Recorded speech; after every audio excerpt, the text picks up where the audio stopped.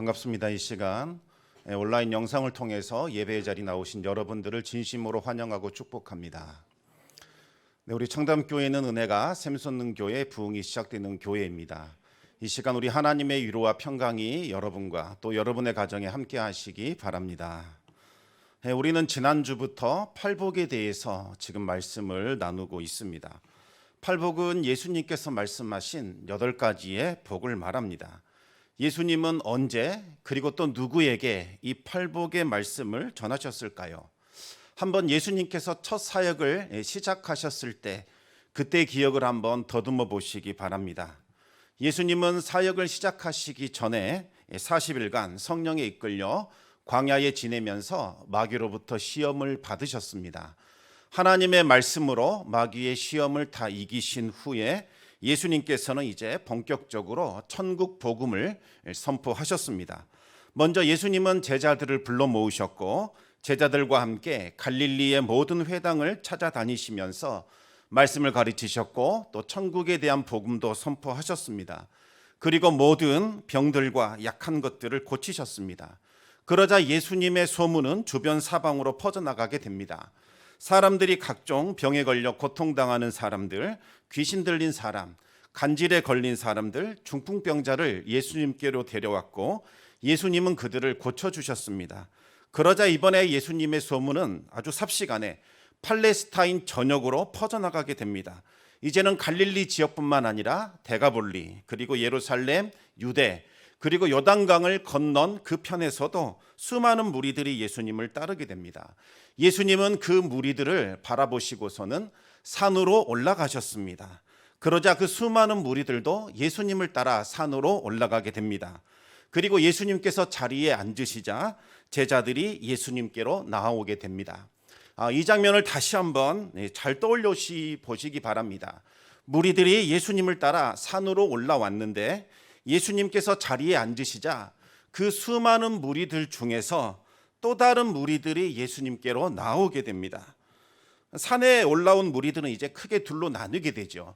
그냥 예수님을 따라왔던 무리들, 그리고 앉으신 예수님께 나온 무리들, 이렇게 두 개로 나누게 됩니다. 이 중에서 예수님께 나온 그 무리들을 우리는 제자라고 부르고 있습니다. 예수님께서 자리에 앉으셨다는 말은 단순히 좀 다리가 피곤해서 쉬려고 앉았다는 의미가 아닙니다. 당시 유대인들의 스승 랍비는 이 제자들을 가르칠 때에 자리에 앉아서 가르치셨습니다. 지금 예수님께 가까이 나온 무리들, 다시 말하면 말씀을 듣기 위해서 예수님께 나온 제자들을 향해 말씀을 가르치시기 위해서 예수님께서 자리에 앉으신 겁니다. 그리고 예수님은 그들을 향해서 하나님 나라에 속한 비밀들, 천국에 속한 복과 말씀을 선포하셨는데 그것을 산상수훈이다 이렇게 부릅니다. 산상수훈은 산에서 가르쳐 주신 교훈이라는 의미입니다. 산상수훈은 예수님께서 구약의 모든 율법과 또 앞으로 가르치실 모든 가르침들을 다 모아서 가장 중요한 핵심들만 압축해 놓은 것을 말합니다. 천국의 귀한 보물이 가득 차 있는 보배로운 말씀이다, 보배로운 가르침이다 라고 해서 산상보훈이다 이렇게 부르기도 합니다. 그런데 이 산상수훈을 열고 들어가는 그 관문이 바로 팔복에 관한 말씀입니다. 팔복이 열리지 않으면 산상수훈은 열리지 않습니다.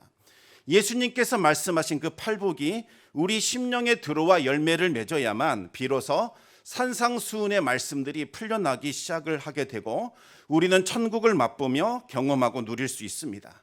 비록 이 세상에서 살아가고 있지만 이 세상에 속하지 않은 천국 시민답게 살아갈 수가 있습니다. 어둡고 썩어져가는 세상 속에서 빛과 소금으로 살아갈 수 있게 되는 거죠. 여기에서 이 팔복의 말씀이 지금 누구에게 선포되었는지를 다시 한번 생각해 보시기 바랍니다. 예수님이 말씀을 가르치시고자 앉았을 때에 예수님의 말씀을 듣기 위하여 예수님 앞에 나온 무리들, 다시 말하면 그 제자들을 향하여 팔복과 산상수훈의 말씀을 가르치고 있는 겁니다. 그곳에 모인 모든 사람들이 예수님께서 하신 팔복과 산상수훈의 말씀을 듣고 있지만 예수님께서 의도하신 1차적인 대상은 바로 예수님의 말씀을 듣고 따르기로 작정한 제자들이었습니다. 이 무리들과 제자들은 어떤 차이가 있을까요? 무리들은 예수님께서 보여주신 그 기적들, 고쳐주시고 먹여주시고 악령들을 몰아내주시고 또 마음을 시원하게 해주시는 그것들이 좋아서 따라다니는 사람, 이 사람들을 무리라고 부릅니다. 이 세상을 살아가는데 뭔가 도움이 될 만한 복들, 또 세속적인 복을 찾아 예수님을 따르는 사람들을 말하는 겁니다. 예수님이 길이요, 진리요, 생명이기 때문에 따르는 것이 아니라 세상 사는데 뭔가 좀 도움이 되지 않을까, 유익이 되지 않을까, 그렇게 해서 따르는 사람들입니다. 따라서 이르든 고난과 역경이 찾아오거나 예수님을 믿는 것이 인생에 별 도움이 되지 않거나 손해가 된다고 생각하면 언제라도 예수님을 버리고 떠나버리게 되는 겁니다. 하지만 제자들은 다릅니다. 그들은 이 세상에서 잘 먹고 잘 살다가 죽는 것이 인생의 전부가 아니라는 것을 알고 있습니다. 어차피 한번 살다가 죽는 인생인데 먹고 사는 문제로 내 인생을 허비하기는 싫다. 영원한 하나님의 나라, 영원한 생명을 꿈꾸며 살아가는 사람들입니다. 하나님이 기뻐하시는 삶, 하나님을 따르는 그 삶을 살고 싶다는 열망에 사로잡혀 날마다 몸부림치며 변화를 꿈꾸며 살아가는 사람들입니다. 이들은 예수님 안에 감춰진 그 생명을 얻고자 예수님을 따릅니다.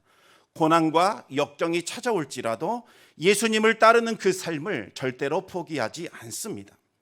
바로 이들을 향하여 예수님께서는 천국의 비밀이 담긴 산상수훈을 말씀하셨습니다. 산상수훈은 세속적인 복을 최고의 가치로 두고 살아가는 사람들에게는 아주 힘들고 버겁고 무거운 짐이 될 수밖에 없습니다. 그러나 예수님을 따르고자 하는 사람들, 천국 백성답게 살고자 하는 사람들에게는 보석보다 더 귀하고 찬란한 말씀으로 다가오게 됩니다. 오늘은 팔복의 두 번째 말씀입니다. 우리 다시 한번 마태복음 5장 4절 말씀을 같이 읽어보겠습니다. 애통하는 자는 복이 있나니 그들이 위로를 받을 것이며. 예수님은 자신에게로 나온 사람들을 향하여 애통하는 자가 복이 있다, 이렇게 말씀하셨습니다. 이 말을 들은 사람들은 아마도 깜짝 놀랐을 겁니다. 왜냐하면 이 애통이라는 단어는 보통 단어가 아닙니다. 헬라어로 펜손테스라는 말인데 헬라어 단어 중에서 가장 강력한 슬픔을 사용할 때 사용하는 것이 바로 이 펜손테스라는 단어이기 때문입니다.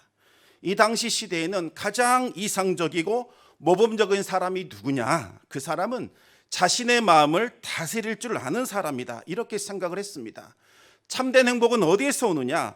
어떤 상황에서도 흔들리지 않고 평정심을 유지할 수 있을 때 그때 행복이 온다고 믿었습니다.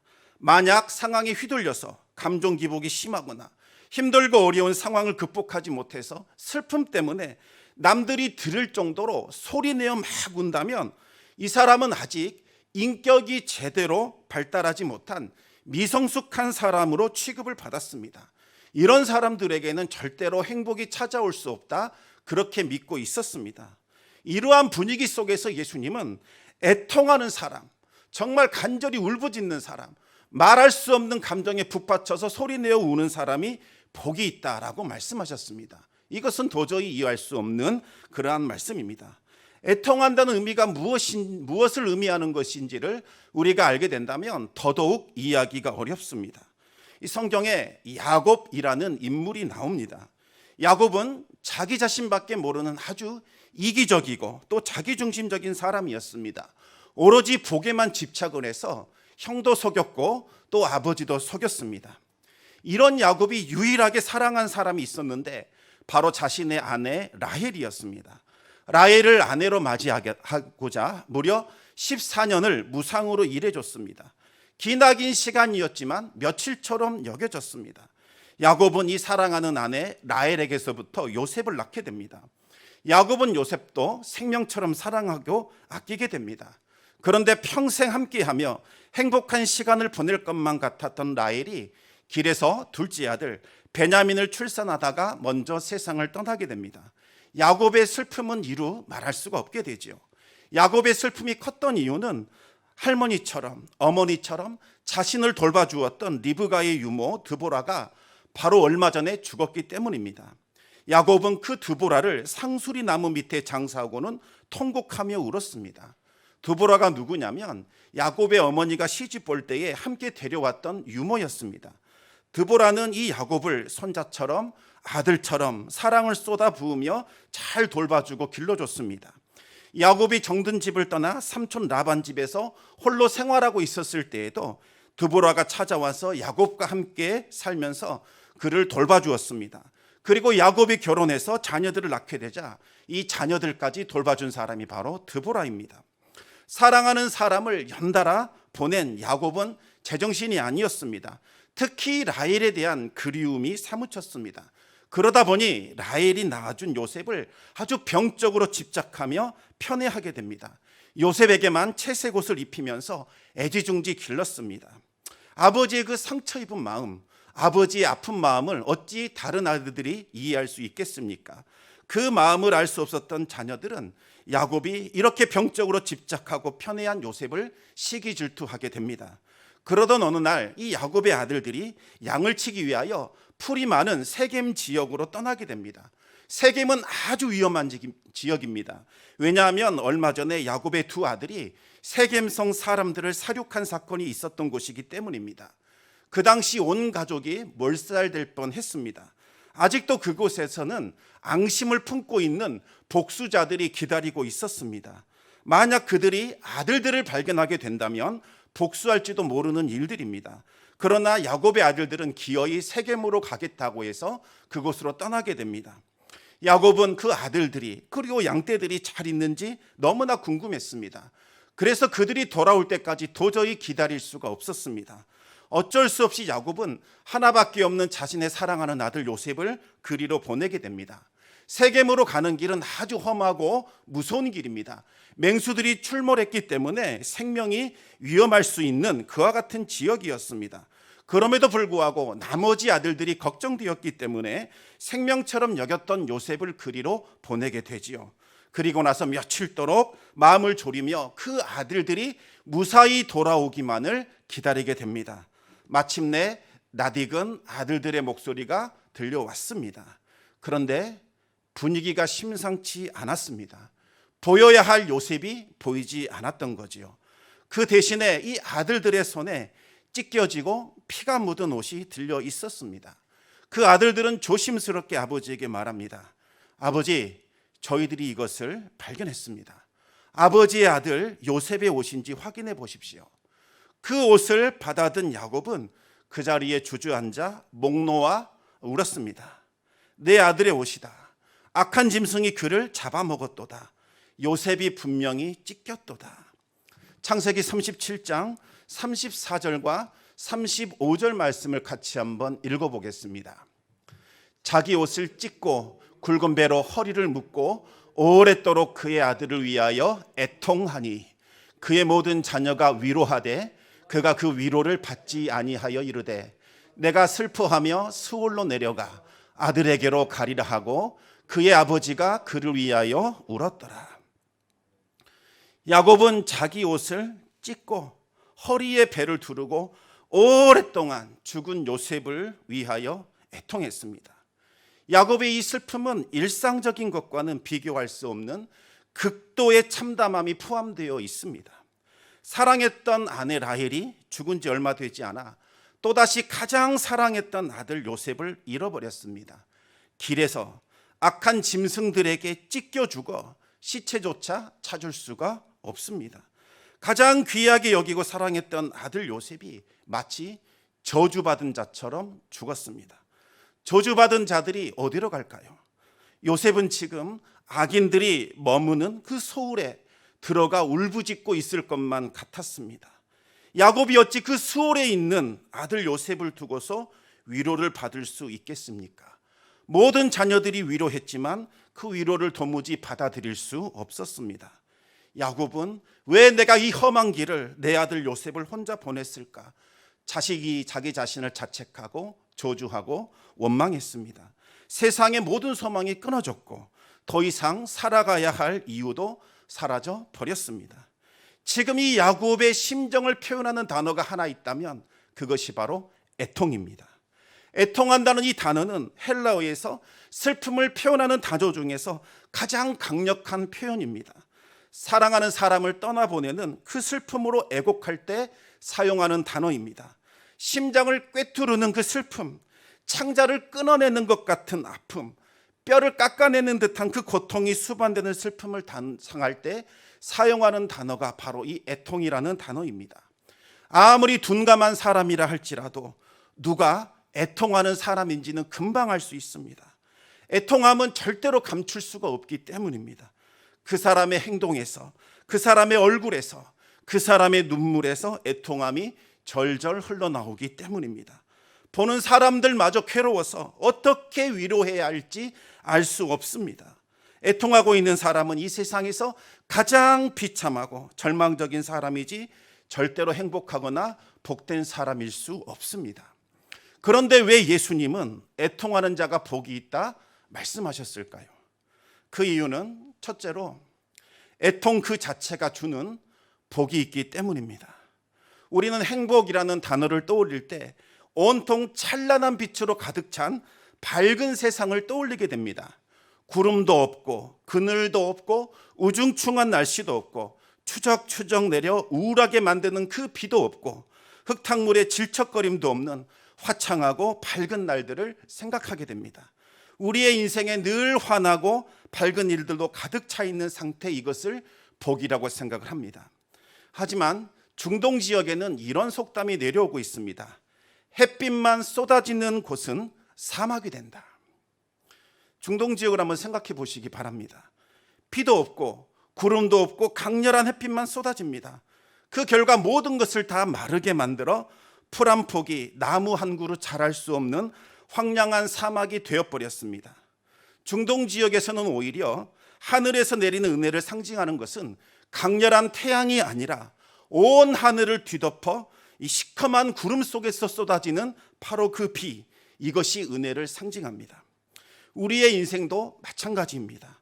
찬란한 햇빛도 필요합니다. 하지만 이따금씩 거름구름이 몰려와 하늘을 덮고 비를 쏟아 부어야 합니다. 그래야 생명의 기운이 다시 공급이 되고 우리의 몸과 마음과 영혼이 활력을 얻어 다시 힘차게 일어날 수 있습니다. 눈물이 뿌려진 그곳에 이르러야 이게 인생이구나, 인생의 의미와 깊이를 다시 한번 느낄 수 있고 가슴을 치며 애통해 본 경험이 있어야 나에게 지금 주어진 모든 것들이 얼마나 귀하고 소중한 것인지를 알 수 있습니다. 서정주 시인이 자화상이라는 시를 썼는데 이런 문구가 나옵니다. 23해 동안 나를 키운 건 파라리 바람이다 라고 노래했습니다. 종의 아들로 태어났습니다. 힘들고 어려운 날들을 보냈습니다. 일정한 곳에 정착하지 못하고 뿌리 뽑혀서 이 집 저 집 떠돌아다니며 눈치를 보며 사는 그와 같은 비참한 삶을 살았습니다. 그런데 그는 지나온 삶을 바람과도 같은 삶이라고 했지만 후회한다고 하지는 않았습니다. 그 눈물과 그 시련과 그 고통이 세상을 살아갈 수 있는 힘과 능력을 공급해 줬고 그 모든 것을 통해서 예술적으로 승화할 수 있는 통찰력과 영감을 얻었기 때문입니다. 위대한 음악가인 이 엘가는 어린 소녀가 노래하는 것을 듣고 있었습니다. 그 소녀는 아주 아름다운 목소리를 가지고 있었고 흠이 없는 그 기법까지 다 숙달하고 있었습니다. 하지만 아직은 사람의 영혼을 뒤흔드는 위대함을 찾아볼 수는 없었습니다. 이 엘가가 이 소녀에 대해서 이렇게 말했습니다. 이 소녀는 장차 위대하게 될 것이다. 이 소녀의 마음을 부수어 버릴 그 어떠한 일이 일어날 바로 그때 위대한 사람이 될 것이다. 인생의 슬픔은 사람을 위대하게 만드는 위대한 스승입니다. 눈물 젖은 빵을 먹어보지 않고는 인생을 논하지 말라, 이런 문구가 있습니다. 이 문구는 원래 이 괴테의 소설인 빌헬름 마이스터의 수업시대에 나오는 노래 구절이라고 합니다.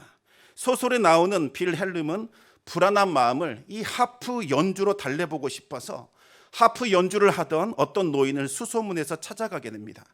그 노인은 아주 누추한 여인숙의 지붕 꼭대기에 살고 있었습니다. 그 노인의 방문 앞에 도착했을 때에 가슴을 아주 뭉클하게 하는 슬픈 하프 연주와 함께 구슬프고 근심에 찬 노래가 들려왔습니다. 눈물에 젖은 빵을 먹어보지 못하고 근심에 찬 여러 밤을 울면서 지새워 보지 못한 사람은 그대들을 알지 못하리. 천상의 힘들이여. 슬픔이 없이는 하나님을 만날 수도 없고 하나님을 알 수도 없다는 이야기입니다. 톨스토이는 나이 70이 훨씬 넘었을 때에 자신의 인생을 돌아보면서 큰 회의감에 빠지게 됩니다. 지금까지 내가 써왔던 그 수많은 소설들이 과연 인간의 삶에 어떤 기여를 했을까? 그의 마음은 서글퍼졌습니다. 인생의 참된 의미를 발견하고자 애를 썼습니다. 그때 그는 세 가지 질문이라는 책을 쓰게 됩니다. 그는 책을 통해서 세 가지의 근본적인 질문을 던졌습니다. 이 세상에서 가장 중요한 시간은 언제인가? 이 세상에서 가장 중요한 사람은 누구인가? 이 세상에서 가장 중요한 일은 무엇인가? 그리고 톨스토이는 이렇게 대답을 했습니다.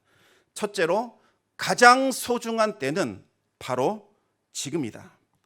둘째로, 가장 소중한 존재는 지금 자신이 대하고 있는 바로 그 사람이다. 셋째, 가장 소중한 일은 지금 대하고 있는 바로 그 사람에게 정성을 다하여 사랑을 베푸는 일이다. 슬픔을 경험할 때 비로소 우리는 무엇이 가장 소중한 것인지, 무엇이 중요하지 않은 것인지를 알 수 있습니다. 지금 우리에게 주어진 이와 같은 것들이 얼마나 아름답고 또 귀하고 신비스럽고 성스러운 것인지를 깨닫게 됩니다. 우리가 할 수 있는 것은 사랑하는 것밖에 없다는 것을 알게 됩니다. 우리는 인생의 밑바닥에 내려가 슬퍼할 때에 우리를 찾아오시는 하나님을 발견하게 되고 하나님의 위로를 경험할 수 있게 됩니다. 두 번째로, 우리는 이 애통함을 통하여 하나님께 나아가게 됩니다. 사무엘의 어머니 한나는 애통함 가운데 있었던 여인입니다. 한나는 결혼을 했지만 어찌된 일인지 오랫동안 하나님께서 자녀를 주지 않으셨습니다. 그러자 남편 엘가나는 자녀를 얻고자 분인날을 아내로 맞이하게 됩니다. 하지만 이 엘가나의 마음은 여전히 한나에게 있었습니다. 남편의 사랑을 받지 못한 분인날은 서러웠지만 아들을 낳으면 남편이 나를 사랑해 주겠지 이렇게 기대하게 됩니다. 마침내 분인날은 자녀를 낳았고 이제는 남편이 자신을 사랑해 줄 것이라고 기대를 합니다.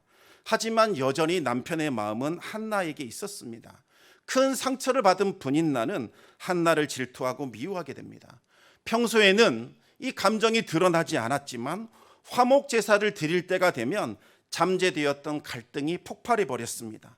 화목 제사라는 것은 제물의 일부를 하나님께 드리고 남은 것은 가족들이 함께 나누어 먹게 됩니다. 평소에는 고기를 먹을 수 없었기 때문에 고기를 먹을 수 있는 화목 제사를 드리는 날은 가정의 가장 큰 잔칫날이 되는 겁니다. 그런데 이 엘가나가 이 날에 한나를 좀 차별 대우를 한 겁니다. 아내를 갖지 못한 한나가 너무나 가엾고 쓸쓸하고 안쓰러워 보여서 분인나와 자녀들이 합쳐서 먹을 양의 2배를 이 한나에게 준 겁니다. 분인나의 입장에서는 남편의 사랑을 받지 못하는 것도 서러운데 내 자녀들까지 차별 대우를 받는다고 생각하니 얼마나 서러웠겠습니까?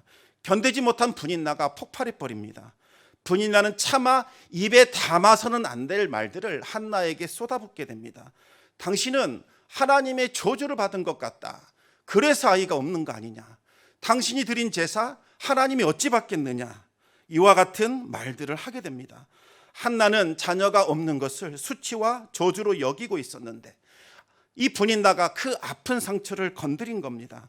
한나는 마음이 괴로워서 애통하며 울었고 화목제사로 받은 고기도 먹을 수가 없었습니다. 엘가나는 한나가 불쌍하고 가여워서 위로합니다. 한나여, 어찌하여 울며 어찌하여 먹지 아니하냐. 어찌하여 그대의 마음이 슬프냐. 내가 그대에게 10명의 아들보다 더 낫지 아니하냐. 엘가냐만큼 자상하고 좋은 남편이 어디 있겠습니까?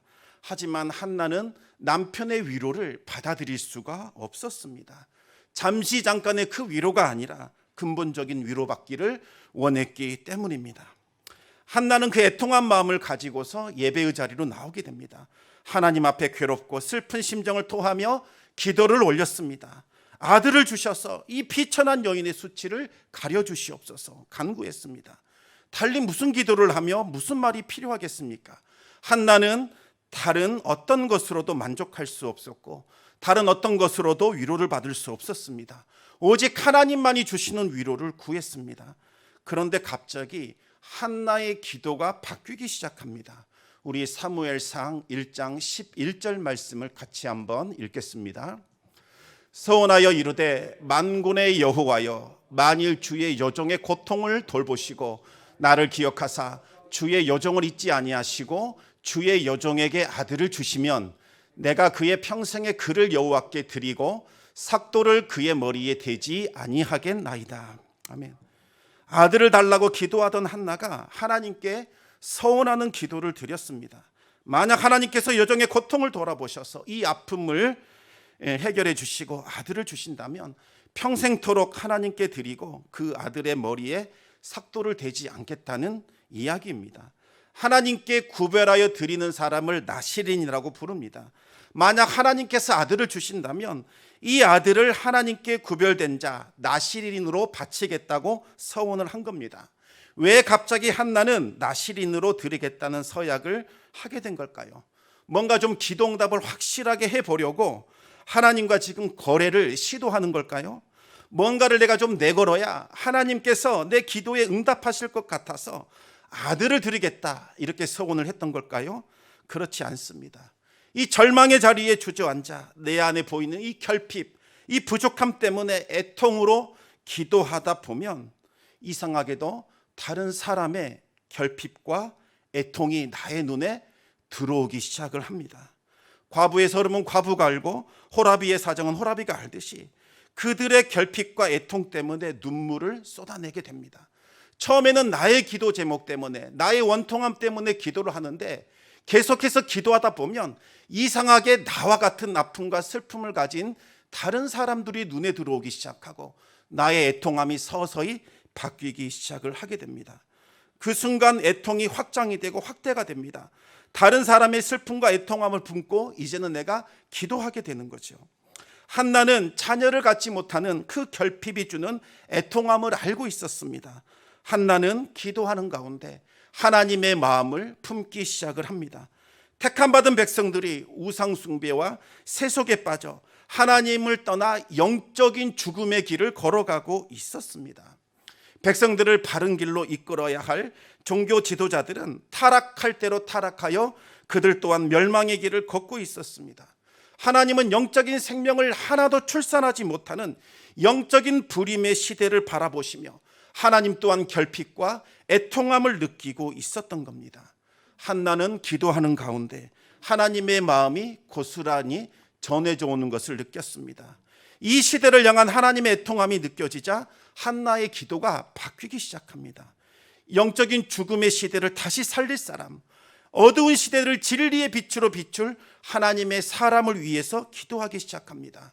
하나님을 경외하고 하나님을 존중히 여기며 백성들을 하나님께로 이끌 영적인 지도자를 달라고 기도하기 시작합니다. 한나는 자신의 그 애통함을 통하여 이 시대의 아픔과 애통함을 깨닫게 되었고 하나님이 갖고 계신 그 아픔과 애통함을 알게 된 겁니다. 이제 한나는 자기 자신만을 위하여 기도하지 않고 하나님의 영광을 위해 기도하기 시작합니다. 하나님, 만약 저에게 아들을 주신다면 그 아들을 하나님의 구별된 사람으로 드리겠습니다. 하나님, 그 아들을 사용하셔서 이 어두운 시대를 밝혀내시고 죽어가는 영혼들을 살려내 주시옵소서. 사람들은 애통함을 좋아하지 않습니다. 어떻게 해야 나를 좀 기쁘게 할 수 있을까? 어떻게 해야 나를 즐겁게 할 수 있을까? 어떻게 해야 내가 좀 유쾌해질 수 있을까? 이와 같은 삶이 행복한 삶이라고 생각을 합니다. 하지만 하나님은 가장 먼저 우리를 눈물 골짜기로 인도하셔서 애통함이 무엇인지부터 배우게 만드십니다. 우리의 죄악을 보여주셔서 철저히 애통하게 하시고 회개하도록 만드십니다. 우리의 결핍과 그 부족함을 보여주셔서 가슴을 치며 애통하게 만드십니다. 그 후에야 눈을 들어서 다른 이웃의 그 결핍과 눈물을 보여주시고 그를 위하여 애통하라고 말씀하십니다. 이제는 나라와 민족의 그 죄악과 결핍을 보여주시며 가슴을 치며 애통하라고 말씀하십니다. 그리고 하나님의 그 아픈 마음을 우리에게 보여주시며 나를 위하여 애통하라, 나를 위하여 기도하라 말씀하십니다. 그제야 우리는 하나님의 마음을 품고 기도할 수 있게 됩니다. 사랑하는 성도 여러분, 애통함을 회복하시기 바랍니다. 하나님, 눈물을 주시옵소서 간구하시기 바랍니다. 바짝 메말라 버린 이 심령에는 어떤 생명도 어떤 능력도 나타날 수가 없습니다. 우리 안에 애통함이 있을 때, 눈물이 흘러내릴 때 다른 사람의 그 아픔과 애통을 우리는 품어낼 수 있게 되는 것이고, 우리 자신과 또 그들을 향한 하나님의 마음을 품고 애통함으로 기도할 수 있습니다. 눈물과 애통함을 회복함으로써 이 메마른 심령이 성령의 담비로 적신 은혜가 있기를 우리 주님의 이름으로 축원합니다. 마지막으로 애통하는 자에게는 하나님의 위로가 있습니다. 한나가 애통함을 품고 눈물로 기도했을 때 제사장 엘리가 들어와 한나를 발견하게 되지요. 엘리는 한나를 술 취한 여인으로 착각하고는 당장 손을 끊으라고 호통을 쳤습니다. 한나는 술에 취한 것이 아니라 원통함과 격분됨으로 기도한 것인지 약한 여자로 여기지 말아 주십시오 애원합니다. 그러자 엘리 제사장은 오해를 풀고 한나를 축복했습니다. 한나가 기도한 모든 기도의 제목이 응답되기를 하나님의 이름으로 축복하게 됩니다. 비록 이 엘리 제사장이 영적으로는 깨어있지 못한 사람이었지만 하나님은 이 엘리 제사장을 통해서 한나를 위로해 주셨습니다. 엘리 제사장의 말을 듣는 그 순간 한나의 얼굴에서 근심의 빛이 사라졌습니다. 한나는 당신의 여종이 당신께 은혜 입기를 원하나이다 라는 말로 화답하게 됩니다. 하나님의 위로는 언제나 먼저 우리 심령에서부터 찾아옵니다. 하나님은 우리 애통한 마음을 어루만져 주셔서 기쁨으로 바꿔주십니다. 눈물과 애통한 심령을 가지고 기도의 자리로 분명히 들어왔는데 기도하는 중에 하나님께서는 그것을 찬송과 기쁨으로 바꿔주십니다. 우리의 심령을 하늘에 속한 평안으로 채워주셔서 하나님을 찬양하고 하나님께 영광을 돌리며 집으로 돌아가게 됩니다. 만약 우리가 정말 눈물로 기도하는데 어찌된 일인지 마음속에 평안이 있고 하나님이 주시는 기쁨이 있다면 하나님께서 이미 우리에게 위로를 주신 것임을 믿으시기 바랍니다. 하나님의 위로가 이미 임한 겁니다. 다음날 아침 한나는 일찍 일어나 하나님 앞에 경배하고 집으로 돌아갔습니다. 그리고 한나는 그날 밤 남편과 동침하게 됩니다. 하나님은 한나를 돌보셨고 그녀에게 사무엘을 주셨습니다. 하나님의 위로는 단순히 우리의 마음을 어루만지는 것, 이것으로 끝나지 않습니다.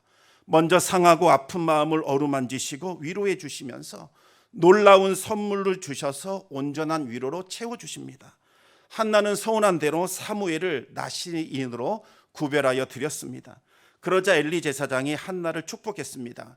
다른 자녀도 주셔서 사무엘을 대신하게 해주십시오라고 축복하게 됩니다. 그러자 하나님께서 또다시 한나를 돌아보셔서 3명의 아들과 2명의 딸을 더 주셨습니다. 이제는 한나의 모든 수치와 결핍을 제거해 주시고 하늘의 위로로 충만하게 채워주셨습니다. 이것으로 끝이 아닙니다. 하나님은 사무엘을 위대한 사사와 제사장과 선지자로 세워주셨습니다. 사무엘은 말씀을 가르쳐서 백성들을 하나님께로 돌아오게 했고 무너진 예배를 회복시켰습니다. 마침내 이 황무한 그 이스라엘, 죽어버린 그 시대 가운데 생명의 싹들이 태어나기 시작을 했고 그 생명들이 무럭무럭 자라나게 됩니다. 사무엘이 뿌린 그 씨앗 중에는 하나님의 마음에 합한 사람 다윗도 있었습니다. 사무엘은 하나님의 말씀을 따라 다윗에게 기름을 부었습니다. 그리고 장차 왕이 될 것을 알려줬습니다. 사무엘의 예언을 따라 왕이 된 다윗은 이스라엘을 회복시키고 부흥하는 일들을 감당하게 됩니다. 사랑하는 성도 여러분, 애통하는 심령, 눈물이 흘러내리는 바로 그곳에 하늘의 위로가 있다는 것을 꼭 기억하시기 바랍니다. 하늘의 위로가 임할 때에 생명과 부흥의 역사가 나타나게 됩니다. 지금 하나님께서 찾고 계시는 사람은 바로 애통하는 사람입니다. 성도들 때문에, 이 지역 때문에, 이 나라와 민족 때문에 하나님의 그 상한 마음, 애통하는 마음을 품고서 애통하며 우는 자들, 하나님은 그 사람을 찾고 있습니다. 저는 감히 이와 같은 한번 상상을 해봅니다. 정말 우리 성도들의 애통하는 눈물이 이 성전을 가득 덮으면 어떤 일들이 일어날까? 정말 이곳에 나와서 가슴을 치며 애통하며 나 자신과 우리 자녀들과 가정과 우리 이웃들과 이 지역과 이 나라와 민족을 품고 주야로 눈물을 흘러내리며 그 눈물로 이곳을 적시는 성도들이 이곳에 차고 넘친다면 어떤 일들이 일어날까? 바로 이 성전에서부터 은혜가 솟구쳐 솟아나오고 하늘이 열리면서 큰 은혜가 부어질 것이라고 저는 확신합니다. 사랑하는 성도 여러분, 하나님께서 이 시간 우리에게 요구하시는 것이 애통하는 눈물입니다. 나 자신의 연약함과 비참함과 죄악들과 내 안에 있는 연약함들이 발견될 때마다 하나님 앞에 처절하게 울며 애통할 수 있는 그와 같은 사람, 우리 이웃의 고통과 아픔을 바라볼 때마다 가슴을 치며 울며 이곳에서 그들의 마음을 위로해 달라고 애통할 수 있는 사람, 이 나라와 민족의 정말 죄악으로 가는 모습, 정말 무책임한 모습, 타락한 모습을 바라볼 때마다 가슴을 치며 이곳에 눈물을 쏟아낼 수 있는 그 사람, 하나님의 마음을 품고 기도하며 눈물을 흘릴 수 있는 그 사람을 우리 하나님 찾고 계십니다. 바로 그와 같은 애통함을 회복하시기 바랍니다. 그리고 다시 눈물의 기도를 회복하시기 바랍니다. 바로 그곳에 하나님의 위로가 충만하게 내리게 됩니다.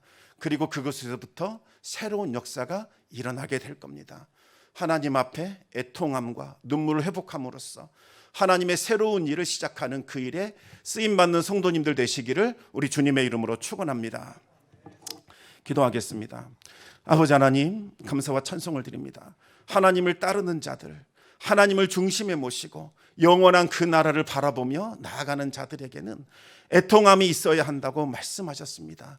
이 세속에 어느덧 물들어버린 우리 자신들, 세속적인 가치와 세속적인 복을 쫓아 허무한 길을 걸어가고 있는 그와 같은 모습들, 이 세상이 주는 죄의 달콤함과 유혹에 빠져 성도의 정체성을 잃어버리고 비틀거리며 살아가고 있는 우리 자신들을 발견할 때마다 가슴을 치며 애통하는 눈물을 흘릴 수 있도록 주 여호와 하나님 우리와 함께하여 주시옵소서.